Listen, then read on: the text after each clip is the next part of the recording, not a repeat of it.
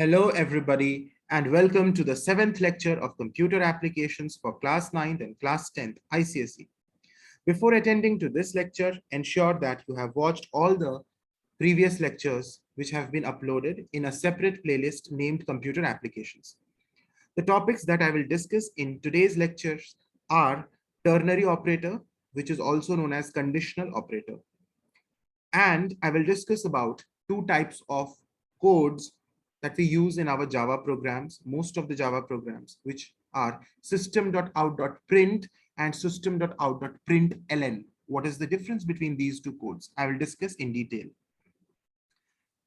Now, before I start with today's topic, today's lecture, I request all of you to subscribe to my channel if you have not subscribed yet, and also press the bell icon next to it so that you get a notification instantly whenever I upload a video, and you may not miss any lecture. Let us start the topic, ternary operator. It is also known as conditional operator.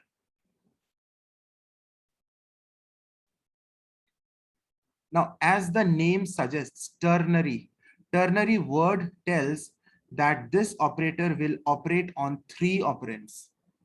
If you can recall, I had taught in my previous lectures about unary operators, binary operators.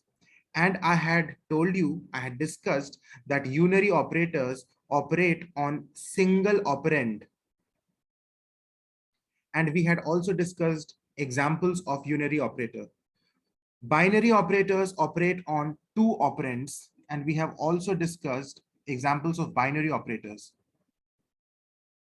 Now, today we are going to discuss ternary operator. Now, let me tell you that there are several examples of unary operator, isn't it? Postfix increment, prefix increment, postfix decrement, prefix decrement. So I had discussed various types of unary operators in the previous lectures. Also, we have a good number of examples of binary operators. All the arithmetic operators are binary operators. The assignment operator is also a binary operator. You know, this assignment operator, A is equal to 5. So this assignment operator where 5 is being assigned to A. So this is operating on two operands, A and 5. So this equal to sign, this is not equal to sign, this is assignment operator, is a binary operator. So there are so many binary operators, isn't it? But when I say ternary operator, there is just one ternary operator in Java. There is just one ternary operator in Java. And it is also known as conditional operator. Now let us see how does it look like. It looks like this. There's a question mark and there is a colon. So let us see how do we write it, how do we use it in our Java program, and how does it work basically. So let us see. So let's first write a few lines on ternary operator. Write down ternary operator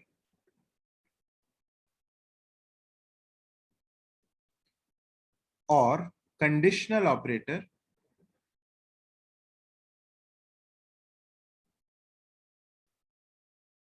is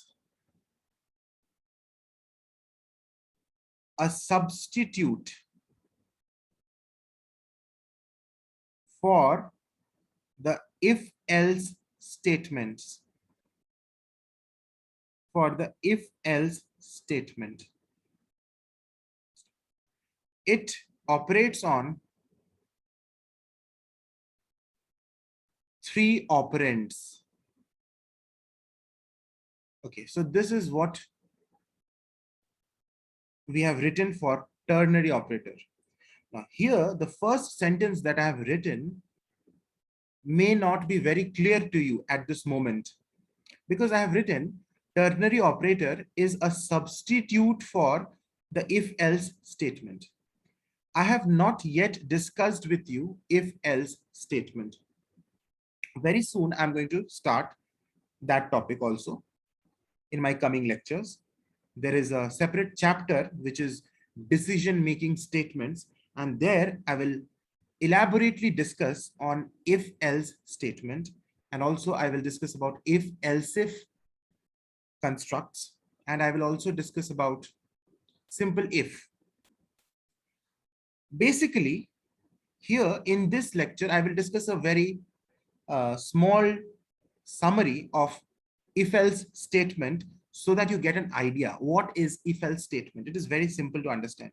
And once you understand if else statement, then I can explain you ternary operator easily.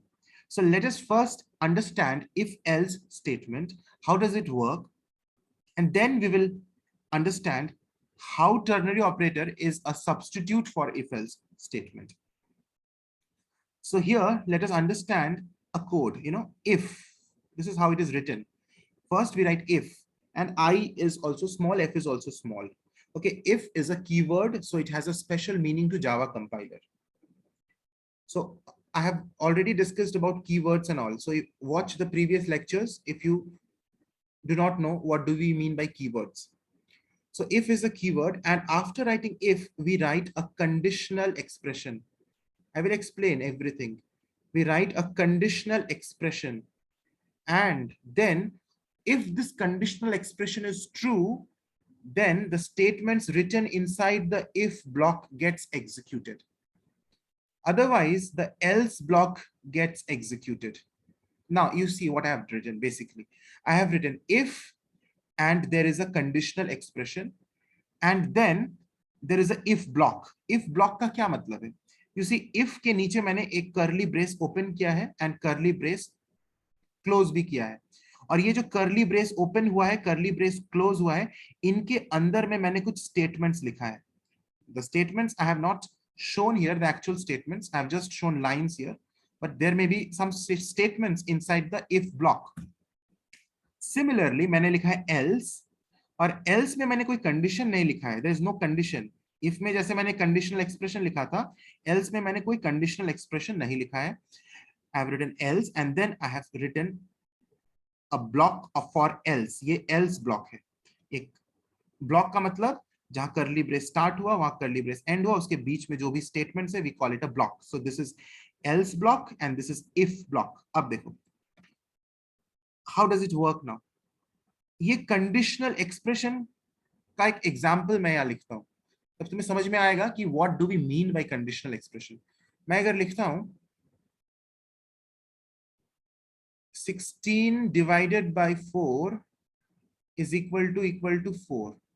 इस simple सा एक बहुत ही basic सा मैंने expression लिखा है, conditional expression लिखा है. इसमें मैंने क्या किया है, if 16 divided by 4 is equal to 4. मतलब जब मैं 16 को 4 से डिवाइड करता हूं, और मैंने कौन सा डिवीजन यूज किया है, द नॉर्मल स्लैश डिवीजन, मतलब क्वोशेंट इज रिटर्न्ड. और मैं अगर यहाँ मॉड ऑपरेटर यूज करता 16 मॉड 4, तो इसका आंसर क्या आना चाहिए, रिमाइंडर आना चाहिए, यानी 0. तो मैं अभी यहाँ पे नॉर्मल स्लैश यूज कर रहा हूं, सो क्वोशेंट इज द आंसर. तो अगर ये 4 है तो ये इफ ब्लॉक एग्जीक्यूट होगा. अब तुम लोग सोचो कि क्या ये कंडीशन ट्रू है, 16 by 4 is equal to 4. Is this condition true और फॉल्स? ये कौन सा ऑपरेटर मैंने यूज किया है, लास्ट के लेक्चर में मैंने डिस्कस किया था. ये कौन सा ऑपरेटर मैंने यूज किया है, ये यूज किया है मैंने रिलेशनल ऑपरेटर. Relational operator. और मैंने क्या बताया था कि रिलेशनल ऑपरेटर का जो आउटपुट होता है वो आइदर ट्रू या फॉल्स होता है. यानी कि जो 16 by 4 इक्वल्स टू 4 है, इसका आंसर या तो ट्रू या तो फॉल्स होगा. और हम सब जानते हैं जब हम 16 को 4 से डिवाइड करते हैं तो हमारा क्वोशेंट 4 ही आता है. That means this expression is true. अगर ये ट्रू है तो ही ये इफ ब्लॉक के अंदर के स्टेटमेंट्स एग्जीक्यूट होंगे, और अगर ये फॉल्स हो जाएगा तो ये जो स्टेटमेंट्स है ये एग्जीक्यूट नहीं होंगे. मतलब इफ का कंडीशन अगर फॉल्स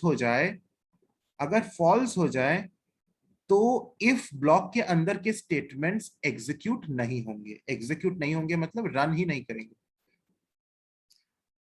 और अगर ट्रू हो जाए एक इफ का कंडीशन, तभी इफ का ब्लॉक एग्जीक्यूट होगा. फॉल्स हो जाने पर एग्जीक्यूट नहीं होगा. तो कौन सा ब्लॉक एग्जीक्यूट होगा, एल्स ब्लॉक एग्जीक्यूट होगा. अगर इफ ब्लॉक एग्जीक्यूट नहीं होगा तो एल्स ब्लॉक एग्जीक्यूट होगा. और इफ ब्लॉक कब एग्जीक्यूट नहीं होगा? जब कंडीशन फॉल्स होगा। मतलब अगर ये कंडीशन फॉल्स है, इफ का कंडीशन फॉल्स है, तो इफ ब्लॉक एग्जीक्यूट नहीं होगा, एल्स ब्लॉक एग्जीक्यूट होगा। और अगर इफ का कंडीशन ट्रू है तो इफ ब्लॉक एग्जीक्यूट होगा, एल्स ब्लॉक एग्जीक्यूट नहीं होगा। यही चीज है। अब मैं इसका एक एक्चुअल सेंटेंस, एक्चुअल कोड लिखकर, बहुत ही सिंपल सा कोड लिख के मैं तुम्हें समझाता हूं। मैं लिख रहा हूं इफ, और मैं एक सिंपल सा यहाँ पे एक कंडीशन क्रिएट करता हूं। मैं लिख रहा हूं 5 ग्रेटर देन 3, ये एक ट्रू कंडीशन है, 5 तो 3 से ज्यादा ही है। और इसके अंदर मैं लिख रहा हूं, इफ ब्लॉक के अंदर मैं एक ब्लॉक क्रिएट किया और ब्लॉक के अंदर लिख रहा हूं int m is equal to 5, else, और एल्स ब्लॉक मैंने क्रिएट किया, इसके अंदर मैंने लिखा int m is equal to 3। अब देखते हैं इस पूरे कोड का मैं ड्राई रन करता हूं बच्चे, ठीक है? तो ध्यान से देखो कैसे होगा। सबसे पहले कंपाइलर यहां आएगा इफ के पास, इफ चेक करेगा क्या ये कंडीशन ट्रू है। तो 5 ग्रेटर देन 3, बिल्कुल ये ट्रू है। अगर ट्रू है तो मैंने बोला क्या, कौन सा ब्लॉक एग्जीक्यूट होगा? इफ ब्लॉक ही एग्जीक्यूट होगा। मतलब वो इफ के अंदर चला गया, यहां चला गया इफ ब्लॉक के अंदर, और अंदर जाके उसे क्या मिलता है? Int m is equal to 5। मतलब m नाम का एक वेरिएबल क्रिएट करो और उसमें 5 का वैल्यू इनिशियलाइज कर दो, 5 उसमें स्टोर कर दो, ठीक है? तो m का वैल्यू अभी क्या हो गया? 5 हो गया। m का वैल्यू क्या हो गया? 5 हो गया। एल्स ब्लॉक एग्जीक्यूट नहीं होगा। मतलब इसके अंदर जो लिखा हुआ है int m is equal to 3, m का वैल्यू 3 इनिशियलाइज करना है, ये स्टेटमेंट एग्जीक्यूट ही नहीं होगा। m का वैल्यू 3 होगा ही नहीं, क्योंकि ये एल्स ब्लॉक एग्जीक्यूट नहीं हुआ। इफ ब्लॉक जब एग्जीक्यूट हो जाएगा तो एल्स ब्लॉक एग्जीक्यूट नहीं होगा। वहीं अगर मैं कोड को ऐसे लिखता हूं, चलो इसमें तो हमारा क्या आया था? m इज इक्वल टू 5 आ गया था, ये हुआ था। अब मैं अब ऐसा कर रहा हूं, if 5 is less than 3, int m is equal to 5, else int m is equal to 3। देखो मैंने यहाँ पे सेम प्रोग्राम को लिखा है, बस मैंने सेम कोड्स को लिखा है, सिर्फ मैंने इस कंडीशन को फॉल्स बना दिया है इस बार देखो 5 लेस देन 3 है, तो this is a false condition, 5 is definitely not less than 3। अगर फॉल्स हो जाएगा तो ये इफ ब्लॉक एग्जीक्यूट नहीं होगा, ये एल्स में चला जाएगा कंपाइलर, और एल्स के अंदर क्या है? m int m is equal to 3, ये स्टेटमेंट एग्जीक्यूट होगा, यानी m नाम का एक वेरिएबल क्रिएट होगा, उसका वैल्यू 3 होगा। तो देख रहे हो दोनों में अलग अलग हमारा एग्जीक्यूशन हो रहा है। m का value in the first part of the code which I discussed this, m का value was 5, and in the second part which I discussed here, m का value is 3। So it depends on whether the condition in if is true or false। तो ये हो गया if else का basic idea. मैं जब मैं decision making statements पढ़ाऊंगा तब मैं इस पर और डिस्कशन करूंगा, ये बेसिक डिस्कशन था। अब देखो टर्नरी ऑपरेटर के लिए क्या लिखा हुआ है? It is a substitute for if else statement. जहां इफ एल्स स्टेटमेंट यूज कर सकते हैं वहां मैं इफ एल्स स्टेटमेंट यूज ना करके टर्नरी ऑपरेटर का यूज कर सकता हूं। अब इसको मैं लिखूंगा कैसे भाई? अब देखो टर्नरी ऑपरेटर कैसे होता है काम। मैं यहाँ पे लिखता हूं, सबसे पहले इसका सिंटैक्स लिख लेते हैं। ऑपरेंड 1, क्योंकि यहाँ 3 ऑपरेंड्स होने चाहिए, तो सबसे पहले मैं फर्स्ट ऑपरेंड को लिखता हूँ। फर्स्ट ऑपरेंड लिखने के बाद एक क्वेश्चन मार्क दिया जाता है, और उसके बाद ऑपरेंड 2 को लिखा जाता है, सेकेंड ऑपरेंड को लिखते हैं हम, और उसके बाद एक कोलोन दिया जाता है, और उसके बाद मैं थर्ड ऑपरेंड को लिखता हूं, ऑपरेंड 3। अब सिर्फ इतना ही लिखने से, ऐसे ही लिखने से हमें कुछ समझ में नहीं आ रहा है, तो एक्चुअल हमें कोडिंग से इसको समझना पड़ेगा। अगर मैं लिख दिया operand 1 question mark operand 2 is to operand 3 and there is a semicolon, तो मैं समझ में नहीं आ रहा है कि ये कैसे काम होगा। अब मैं समझाता हूँ। ऑपरेंड 1 जो होता है ना, ये जो ऑपरेंड 1 होता है ना, ये एक्चुअली एक टेस्ट एक्सप्रेशन होता है, अपने आप में एक टेस्ट एक्सप्रेशन होता है, and this may be a combination of relational operators. Operand 1 में रिलेशनल ऑपरेटर्स हो सकते हैं, मैं एक्चुअल जब एक कोड लिखूंगा समझ में आएगा। तो operand 1 is a test expression. अब एग्जांपल समझते हैं, एक एग्जांपल समझते हैं। जो मैंने प्रोग्राम अभी इफ एल्स में किया था, उसी को मैं टर्नरी ऑपरेटर में कन्वर्ट करके तुम्हें बता रहा हूं। देखो कैसे होगा। Int m is equal to 5 greater than 3 question mark 5 colon 3 semicolon. ये एक एक्चुअल जावा सेंटेंस है, जावा कोड है जो मैं प्रोग्राम में यूज कर सकता हूं। इसमें मैंने टर्नरी ऑपरेटर का यूज किया है, तुम लोग देखो। इसमें मैंने क्वेश्चन मार्क का यूज किया है जो, और एक कोलोन यूज किया है जो कि टर्नरी ऑपरेटर है। मैंने यहाँ कहा था question mark and colon, this combination is ternary operator. और ये तीन ऑपरेंड्स में काम भी कर रहे हैं। कौन कौन से तीन operands? This is the first operand, this is the first operand, this is the second operand, operand 2, and this is the third operand, operand 3। अगर गौर से देखो, ये जो फर्स्ट ऑपरेंड है, it is made up of a relational operator. यहाँ पे relational operator है, और रिलेशनल ऑपरेटर से ही हमने एक ऑपरेंड बनाया है, और ये इस तरह से हम इसे यूज कर सकते हैं। तो हमारे यहाँ तीन ऑपरेंड्स है, और ये टर्नरी ऑपरेटर तीन ऑपरेंड्स पे काम कर रहे हैं। अच्छा, मैंने यहाँ पे क्या कहा था कि ये जो ऑपरेंड वन है ये एक टेस्ट एक्सप्रेशन है। टेस्ट एक्सप्रेशन का मतलब ही कंडीशनल एक्सप्रेशन है, एक कंडीशनल एक्सप्रेशन है। और बिल्कुल ये एक कंडीशनल एक्सप्रेशन है जिसका आंसर ट्रू या फॉल्स हो सकता है। तो अब काम कैसे करता है कंपाइलर, कैसे समझेगा क्या करना है? कंपाइलर देखेगा इस कंडीशन को, अगर ये कंडीशन ट्रू है, if this condition is true, then the first value after question mark is returned. Then the first value after question mark is returned. If true, then which is the first value after question mark? इस question mark के बाद तो दो values हैं, एक है 5 और दूसरा value है 3। तो मैंने अभी अभी क्या बोला? अगर true हो जाए ये condition expression, तो जो first value है 5, that will be returned. That will be returned means that will be stored in M. That will be stored in M. तो हमारा ये जो मैंने अभी प्रोग्राम, ये जो मैंने कोड सेगमेंट यहाँ लिखा है, इसमें तो 5 ग्रेटर देन 3 बिल्कुल ट्रू है। ये तो ट्रू है, कोई डाउट नहीं है, 5 इज ग्रेटर देन 3। अगर ट्रू है तो कौन सा वैल्यू m में स्टोर होगा? m नाम का एक वेरिएबल क्रिएट होगा, उसमें 5 स्टोर हो जाएगा। ये 5 the first value will go. मतलब ये जो मैंने इफ एल्स किया था, इफ 5 इज ग्रेटर देन 3, यहाँ पे भी मैंने वही किया, इफ 5 इज ग्रेटर देन 3, तो कौन सा वैल्यू m में स्टोर करो? 5 को स्टोर करो। यहाँ पे भी देखो 5 स्टोर हो गया m में, बिल्कुल। और अगर ये कंडीशन फॉल्स हो जाए, मतलब अब मैं सेकंड वाला लिख रहा हूं, अब ये int m 5 less than 3 question mark, मतलब ये वाला मैं लिख रहा हूं, इसका सब्स्टिट्यूट मैं कर रहा हूं। यहाँ तो मैंने इफ एल से किया था, अब मैं उसे टर्नरी में कर रहा हूं। 5 लेस देन 3 क्वेश्चन मार्क 5:3। तो अगर ये फॉल्स हो जाए कंडीशन, जो कि यहाँ फॉल्स है actually, 5 is not less than 3, false हो जाए, तो कौन सा वैल्यू रिटर्न होगा? सेकेंड वाला वैल्यू। अगर ट्रू होता तो 5 रिटर्न होता, लेकिन ट्रू तो है नहीं, 5 इज लेस देन 3, ये तो फॉल्स हो गया, 5 is actually not less than 3। तो यहाँ तो ये ट्रू नहीं है। ट्रू होता तो 5 चला जाता m में, फॉल्स है, इसलिए second value after question mark, this 3 will be return to m। तो यहाँ पे इस केस में m का वैल्यू 3 हो जाएगा, जो कि यहाँ पे हुआ था, m का वैल्यू 3। तो देखो ये जो मैंने इफ लिखा इतना बड़ा, इसको मैं एक छोटे से सेंटेंस में लिख सकता हूँ ये चीज। और सिमिलरली ये भी सेकंड वाला जो मैंने यहाँ लिखा है, इसको भी मैं एक छोटे से एक लाइन के कोड में लिख सकता हूँ, मुझे आउटपुट वही आएगा। इसीलिए इफ एल्स का हम इसे सब्स्टिट्यूट कर सकते हैं, we can call it a substitute for if else. If else की जगह मैं इसको यूज कर सकता हूं। This is clear? Now I'll just give a question on ternary operator, and you all say what will be its output. And this is a board question also.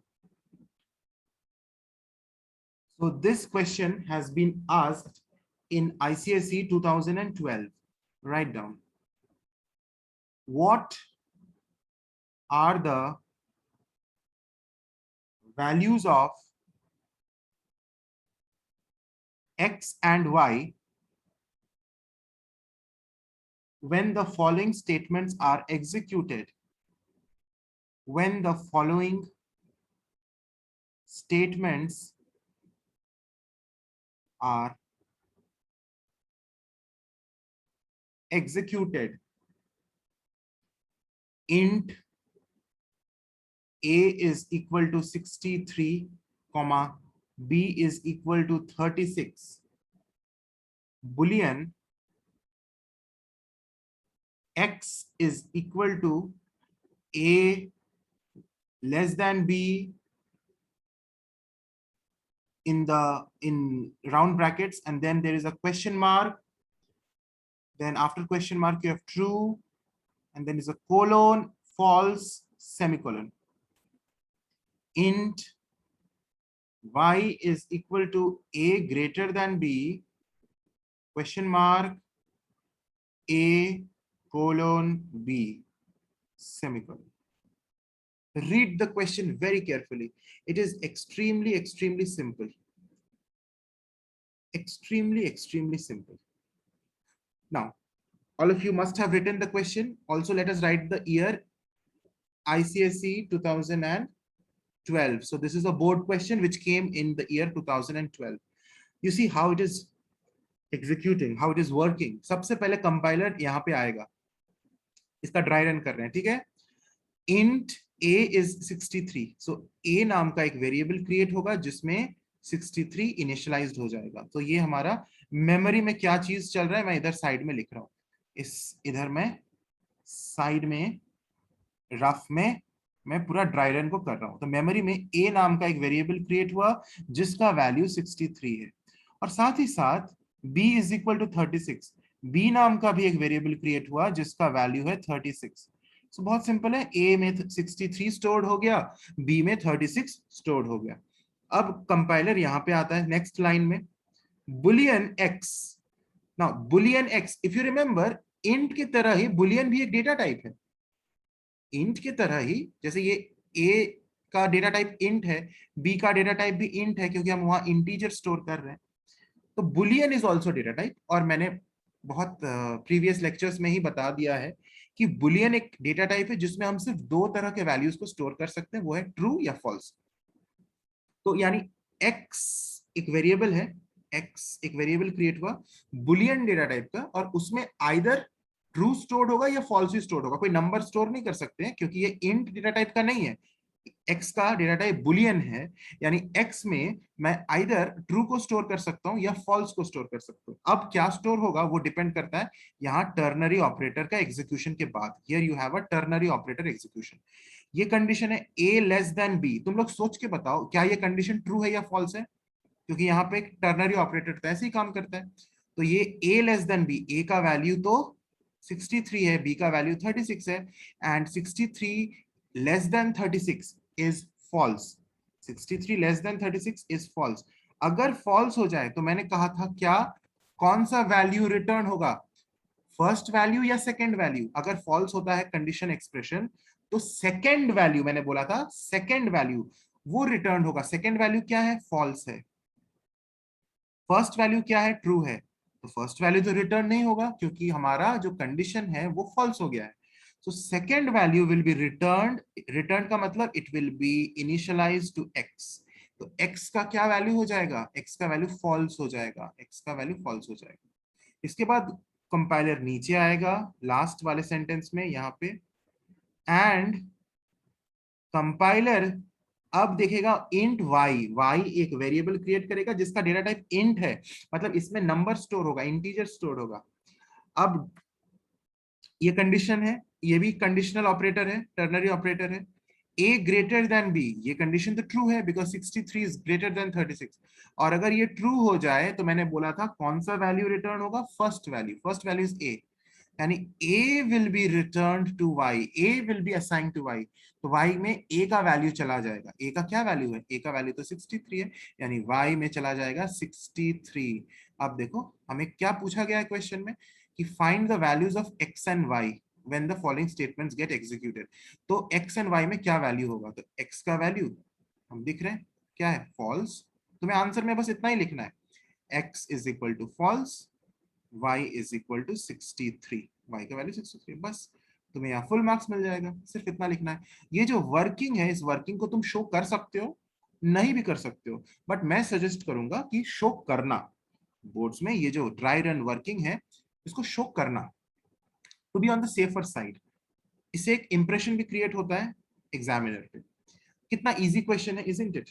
So ternary operator पर हम लोग और questions करेंगे, और जब मैं if else कराऊंगा वहां पर एक प्रोग्राम में कराऊंगा, input 3 numbers and print the largest one. उस प्रोग्राम को मैं टर्नरी ऑपरेटर से भी कराऊंगा। जब मैं इफ एल्स कराऊंगा ना, तब मैं टर्नरी ऑपरेटर पे डिस्कस करूंगा, और बहुत जल्द मैं इफ एल्स में आने वाला हूं। अभी हमारा नेक्स्ट टॉपिक है system.out.print and system.out.println। ये क्या चीज है? नाउ सिस्टम डॉट, पहले इसको ध्यान से देखो इस कोड को, system dot out dot print. अगर ध्यान से देखो, there is no space, each and everything is a keyword and you should follow the rules. यहां पे कोई स्पेस नहीं है, अगर स्पेस दे देते हो बीच में तो सिंटैक्स एरर हो जाएगा। There is no space and S is capital, S is in uppercase letter and all other letters are small। और कोई स्पेस नहीं है, इस चीज का ध्यान देना। तो इसका काम क्या है, ये कोड क्या करता है? ये कोड प्रिंट करता है। It is, this code is used to print something. जो भी मैं चाहता हूं, मैं मतलब प्रोग्रामर, जो भी प्रोग्रामर जो प्रोग्राम लिख रहा है, जो भी प्रोग्रामर चाहता है कि आउटपुट स्क्रीन में प्रिंट हो, वो प्रिंट कर सकता है इस कोड से। System dot out dot print से वो प्रिंट कर सकता है। So print something on the output screen, output screen में प्रिंट कर सकता है। आउटपुट स्क्रीन का मतलब क्या है, प्रैक्टिकल मतलब क्या है, अब देखते हैं, समझते हैं आउटपुट स्क्रीन का प्रैक्टिकल मतलब क्या है। Suppose you go to, imagine करो you have gone to an ATM machine and there you see the display panel where various options are displayed to you, जहां पे तुम्हें cash withdrawal, cash inquiry, balance inquiry, then pin change, and many other options are there. You select an option and then something again appears. You may be asked to enter your pin. तो वो जो भी चीज तुम्हें वहां दिख रहा है ना, स्क्रीन पे दिख रहा है, वो एक आउटपुट स्क्रीन है। अब देखो, पर्दे के पीछे कुछ है, पर्दे के सामने कुछ है। दिस इज द कर्टेन, ऐसे सोचो, ये पर्दा है। ये पर्दे के सामने तुम खड़े हो, एटीएम मशीन के सामने तुम खड़े हो, दिस इज यू। तुम गए हो एटीएम मशीन के सामने, this is the ATM display box and this is the curtain. Curtain मतलब इसी कर्टेन के पीछे क्या है तुम्हें नहीं दिख रहा है। मतलब इस डिस्प्ले के पीछे जो प्रोग्रामिंग किया गया है वो तुम्हें नहीं दिख रहा है। Do you know, are you aware of the code which is written inside the machine? I mean to say the program which is written in the ATM machine, कि कौन सा प्रोग्राम है जो तुम्हें कह रहा है कि तुम अपना पिन एंटर करो, तुम्हारे पिन एंटर करने के बाद तुम्हारे पिन को वेरीफाई कर रहा है वो करेक्ट है कि नहीं, तुमसे कह रहा है कि कैश का अमाउंट एंटर करो। तो ये सारी चीजें जो हो रही है, डेफिनेटली एक प्रोग्राम लिखा गया है, कोड लिखा गया है, उस कोड का एग्जीक्यूशन हो रहा है, उस कोड का एग्जीक्यूशन हो रहा है, और एग्जीक्यूट होने के बाद आउटपुट स्क्रीन में ये चीजें डिस्प्ले हो रही है। So this is basically the output screen which only the user is able to see. User means you are the user, you are not the programmer। और ये जो प्रोग्राम डिजाइन किया गया है पर्दे के पीछे, behind the curtain, that has been developed by the programmer। The programmer has developed the program and the programmer has hidden the codes of the program from the user. The user is unaware of the actual coding being done. The user is only able to see what is being displayed on the output screen। Output screen मतलब ये ATM machine का display panel, वहां पे लिखा हुआ है enter your pin. तो user को दिख रहा है कि एंटर योर पिन लिखा हुआ है, मुझे अपना पिन एंटर करना है। वहां पे लिखा हुआ है enter the amount you want to withdraw, ये यूजर को दिख रहा है। तो ये जो मैसेज प्रिंट हो रहा है आउटपुट स्क्रीन में, enter your pin, enter the amount you want to withdraw, ये जो मैसेज प्रिंट हो रहा है और यूजर को दिख रहा है आउटपुट स्क्रीन में, वो मैसेज को प्रिंट कैसे किया गया है? प्रोग्रामर ने तो कुछ प्रोग्रामिंग कोड किया होगा, और इस मैसेज को प्रिंट करने के लिए वो कौन सा कोड होगा जिससे ये मैसेज प्रिंट हुआ होगा इस आउटपुट स्क्रीन में, और यूजर दिख रहा है, यूजर को दिख रहा है। बाकी सब चीजें नहीं दिख रही है, सिर्फ वो आउटपुट स्क्रीन में जो यूजर जो प्रोग्रामर ने प्रिंट किया है वो दिख रहा है। तो वो कोड है ये code, system.out.print. This is the code that the programmer has used behind the curtain to print something on the output screen. ये सिर्फ एटीएम मशीन ही एग्जांपल नहीं है, हम व्हाट्सएप चलाते हैं, सपोज जब हम व्हाट्सएप चलाते हैं, व्हाट्सएप में भी you have the options, forward a message, then you forward a message, send a message, या फिर कुछ भी, कितना सारे ऑप्शंस होते हैं। जो तुम्हें दिख रहा है व्हाट्सएप पर, तुम मैसेज फॉरवर्ड कर रहे हो, टाइप कर रहे हो, सेंड कर रहे हो, स्टेटस अपडेट कर रहे हो, ये सभी चीजें एक आउटपुट स्क्रीन है। You are not aware of what actual programming is done behind the curtain. ये जो व्हाट्सएप सॉफ्टवेयर चल रहा है, इस सॉफ्टवेयर को लिखा गया है किसी प्रोग्रामिंग लैंग्वेज में, कोडिंग है, क्या उस कोडिंग से तुम वाकिफ हो? No, you do not know what is the program, only you are able to see the output screen when the programming is being executed, you are able to see the output screen, and वहां पर हम output screen को देख रहे हैं, वहां पे हम यूजर हैं, उस output screen को हम देख पा रहे हैं। तो ये चीज हमें समझना है कि बिहाइंड द कर्टन कुछ गेम हो रहा है, बिहाइंड और in front of the curtain कुछ गेम हो रहा है। तो in front of the curtain जो चीजें हैं वो तो यूजर के पास ओपन है, लेकिन बिहाइंड द कर्टन जो भी चीजें हैं वो डेटा एब्स्ट्रैक्शन किया गया है। If you remember, there is a characteristic of OOP जो मैंने फर्स्ट डे में डिस्कस किया था, डेटा एब्स्ट्रैक्शन। कुछ चीजें छिपाई गई है, कुछ चीजें तुमसे डिस्क्लोज किया गया है, तुम्हें बताया गया है।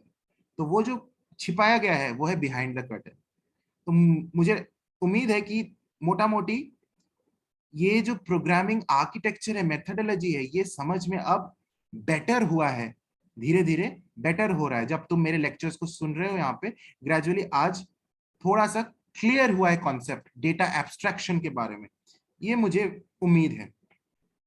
अब system.out.print, अब मैं एक एग्जांपल लिखता हूं, चलो। system.out.print, और इसमें मैं इसका लिखने का ये है सिंटैक्स, राउंड ब्रेसेस के अंदर मैं जो भी लिखूंगा और उसको मैं एग्जैक्टली जिसको मैं प्रिंट करना चाहता हूं उसको मैं इन्वर्टेड कॉमास में लिखूंगा, डबल इन्वर्टेड कॉमास में। मतलब अगर मैं लिखता हूं हेलो वर्ल्ड, यहां पे सेमीकोलन भी देना है। मतलब सिंटैक्स को देखो ध्यान से, सिंटैक्स कैसे है। सबसे पहले मैं लिखूंगा system.out.print without any space, and then I will open a round brace, and again here is a round brace closed. Inside this round brace open and close, I will write the message which I want to print on the output screen, the exact message which I want to print on the output screen. तो यहाँ पे मैंने लिखा है hello world, इसको मैं ठीक से लिख देता हूँ, and double quotes and then semicolon। तो ये जो मैंने round brace open round brace close के अंदर लिखा है हेलो वर्ल्ड, और वो भी डबल इन्वर्टेड कॉमास के अंदर, तो आउटपुट स्क्रीन में ये हेलो वर्ल्ड प्रिंट होगा। इस कोड के एग्जीक्यूशन के बाद आउटपुट स्क्रीन में क्या प्रिंट होगा, ये मान लो आउटपुट स्क्रीन है, आउटपुट स्क्रीन में क्या प्रिंट होगा, हेलो वर्ल्ड, एग्जैक्टली ये चीज प्रिंट होगा। ये इन्वर्टेड कॉमास प्रिंट नहीं होगा, compiler will not print the inverted commas, whatever is written within the inverted commas is printed as it is। जैसे अगर मुझे प्रिंट करना है गो कोरोना गो, तो मैं ऐसे लिखूंगा system.out.print गो कोरोना गो। तो इस ये कोड एग्जीक्यूट होने के बाद आउटपुट स्क्रीन में प्रिंट होगा गो कोरोना गो, जैसा लिखा है वैसा। यहां पे अगर मैं एक फुल स्टॉप डाल देता हूं तो यहाँ फुल स्टॉप प्रिंट होगा। यहाँ पे मैं अगर एक्सक्लेमेशन मार्क दे देता हूं तो यहाँ पे एक एक्सक्लेमेशन मार्क, मतलब मैं जो भी डबल इन्वर्टेड कॉमास में लिखूंगा वो एज इट इज प्रिंट होगा। अब एक कोड होता है system.out.println, ये भी प्रिंट करता है system.out.println, system.out.println, no space, S is capital. इसमें क्या होता है ना, इसमें वो सेंटेंस तो प्रिंट होगा ही, और एक नेक्स्ट लाइन में चला जाता है कर्सर प्रिंट करने के बाद। मतलब अगर मैं इसी चीज को लिखता हूं फर्स्ट वाले कोड को, हेलो वर्ल्ड, देखो कैसे एक प्रिंट होगा, system.out.println आउट डॉट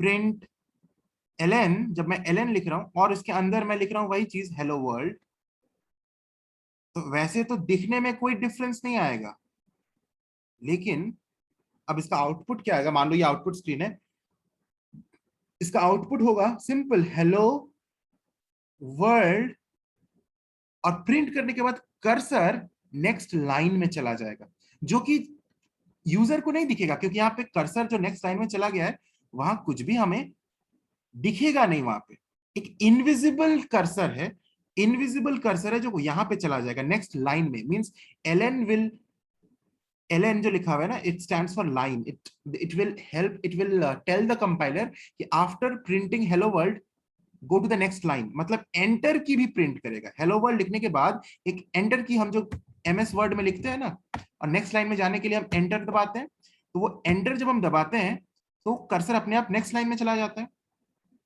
तो क्या वहां पे कुछ प्रिंट होता है? प्रिंट तो कुछ नहीं होता है जब कर्सर हम दबाते हैं, auto only the line changes, only the line changes, isn't it? तो सेम चीज यहाँ पे भी होती है। If you can see on my screen, here is a cursor blinking. देखो मैंने अभी अभी टेक्स्ट ऑप्शन लिया, देख कर्सर ब्लिंक कर रहा है यहाँ पे, देखो एक कर्सर ब्लिंक कर रहा है, और मैं अभी लिखूंगा ए ए, तो अभी कर्सर उसी लाइन में ब्लिंक कर रहा है, मतलब कर्सर अभी वहीं पे। अगर मैं अभी बी लिखूंगा तो cursor will be in, the b will be printed on the same line. अभी भी कर्सर वहीं पे है। मैं अगर एम टाइप करूंगा वहीं पे एम। अगर अभी मैं एंटर की दबाऊंगा, एंटर दबाने से कुछ प्रिंट नहीं हुआ, only the cursor came on the next line and it is blinking. अभी मैं अगर लिखता हूं के, तो के is printed on the next line. तो यही चीज होती है यहाँ पे, कुछ कैरेक्टर प्रिंट नहीं होता है, लेकिन cursor goes to the next line when LN is there. And यहाँ पे जैसे कर्सर ब्लिंक कर रहा था, एमएस वर्ड में कर्सर ब्लिंक करता है, यहाँ पे कोई चीज ब्लिंक नहीं करता है, तो यहाँ पे कंप्लीटली इनविजिबल होता है, यूजर को नहीं पता चलता है कि cursor has move to the next line. लेकिन इसमें फायदा क्या है? फायदा ये है कि अगर मुझे नेक्स्ट लाइन में कुछ प्रिंट करना है, अगर नेक्स्ट चीज हमें नेक्स्ट लाइन में प्रिंट करना है, तो obviously hello world should be accompanied with LN, क्योंकि अभी अगर मैं कुछ भी प्रिंट करूंगा तो वो नेक्स्ट लाइन में प्रिंट होगा। I will discuss with some examples to make it clear. देखो मैं कुछ चीजें लिख रहा हूं, system dot out dot print ice, system dot out dot print cream, और मैंने से यहाँ डबल इन्वर्टेड कॉमास दिया, और मैं इधर मैं लिख रहा हूं system dot out dot print LN ice, system dot out dot print LN cream,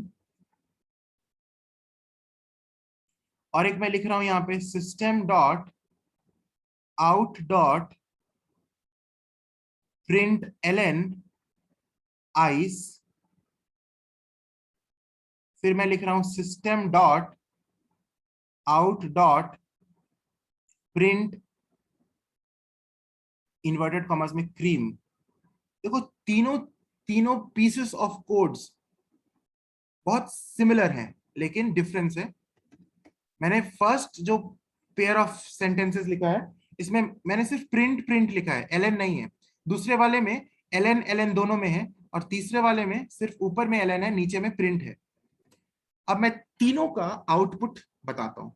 let us look at the first one. इसको देखो, पहले वाले को। The compiler comes here, system dot out dot print ice, तो output screen में क्या होगा? Print ice, क्योंकि यहां से इन्वर्टेड कॉमास के अंदर आइस लिखा हुआ, आइस प्रिंट हो गया। एलएन नहीं है, मतलब अभी भी आइस प्रिंट करने के बाद कर्सर उसी लाइन में है, ई के बाद ही है cursor, the invisible cursor, it has not printed a new line. अब कर्सर, अब कंपाइलर यहां चला जाता है आइस प्रिंट करने के बाद नेक्स्ट लाइन में, वहां है system dot out dot print cream, cream print करो। क्रीम कहां प्रिंट होगा? जस्ट उसी के साथ, विदाउट एनी स्पेस, क्योंकि आइस के बाद कर्सर वहीं पे है। तो अभी जो क्रीम प्रिंट होगी वो आइस क्रीम ऐसे, और देखो सी कैपिटल था इसलिए सी यहाँ पे कैपिटल होगा, जैसा का तैसा प्रिंट होगा आइस क्रीम। ये हमारा आउटपुट है इसका। दूसरे वाले में चलते हैं, इसका क्या आउटपुट होगा? कंपाइलर यहां पे आया, system dot out dot print LN ice, ice print करो, उसके बाद एक नेक्स्ट लाइन में चले जाओ। एलन का मतलब ये प्रिंट करने के बाद नेक्स्ट लाइन में जाओ। तो आइस प्रिंट हुआ और प्रिंट करने के बाद कर्सर अभी नेक्स्ट लाइन में चला गया है, उस लाइन में नहीं है, it has moved to the next line and that is invisible to you. अब नेक्स्ट लाइन में आया यहाँ पे compiler system dot out dot print LN cream, तो क्रीम जो प्रिंट होगा वो नेक्स्ट लाइन में होगा क्योंकि कर्सर ऑलरेडी नेक्स्ट लाइन में मूव कर चुका था, और क्रीम प्रिंट करने के बाद भी वो नेक्स्ट लाइन में चला जाएगा कर्सर, क्योंकि यहाँ पे भी एलन है। तो cursor is right now in the third line, here is the cursor, although it is invisible, तुम्हें दिख नहीं रहा है कर्सर। तो प्रिंट होगा ice, then in the next line cream, and then the cursor has moved to the next line which is invisible to everyone. अगर आगे मैं कुछ भी चीज प्रिंट कर रहा हूं system dot out dot print करके या प्रिंट एलन करके, तो वो यहाँ थर्ड लाइन में प्रिंट होगा, सेकंड लाइन में क्रीम के साथ प्रिंट नहीं होगा, थर्ड लाइन में प्रिंट होगा क्योंकि कर्सर अभी थर्ड में मूव कर चुका है ऑलरेडी, इस एलन की वजह से, जो क्रीम के साथ एलन था उसके वजह से।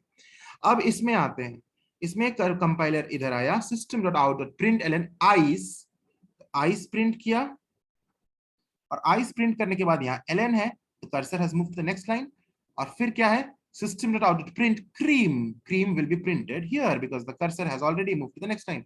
अब क्रीम प्रिंट करने के बाद यहाँ एलन नहीं है, ओनली प्रिंट इज देयर, तो it will not change its line, cursor is here itself, M के बाद ही कर्सर है, जो कि हमें दिख नहीं रहा है। ऐसे देखने से तो इन दोनों का आउटपुट एकदम सेम लग रहा है, ice cream in different lines, यहाँ पे भी आइसक्रीम इन डिफरेंट लाइंस, लेकिन टेक्निकली अगर हम ध्यान से देखें तो एक माइन्यूट डिफरेंस है, वो है वो इनविजिबल कर्सर का, इनविजिबल जो इनविजिबल है कर्सर, वो इस केस में कर्सर थर्ड लाइन में चला गया है, लेकिन इस केस में कर्सर अभी भी एम के बाद ही है, क्रीम के एम के बाद ही है। तो ये तीनों का डिफरेंस है।